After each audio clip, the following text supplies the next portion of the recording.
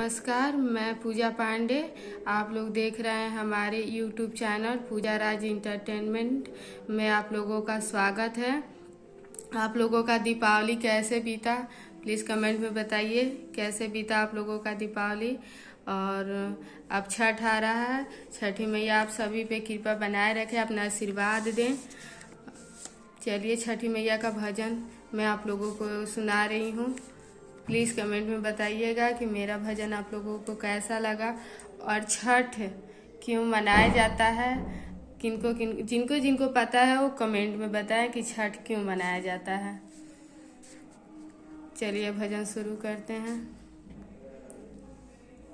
की कर बड़ी बड़ी अखिया के कर लंबी लंबी के कर पिया परदेसिया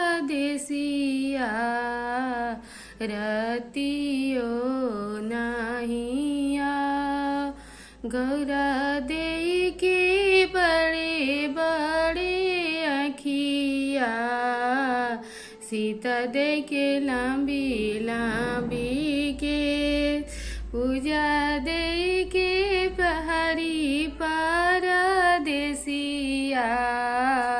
रतियो नहिया रतियो न चिनेली सोनिया देही दिहली स्वामी के जगाए उठी नाए मोरा स्वामी भैले भोरा बिनुसार भोरा भैले मोरवा बोलुए भैले अरे घ के बे भैले अरे घ के बे के कर बड़ी बड़ी अखिया के कर लंबी लंबी के कर या परदेसिया रति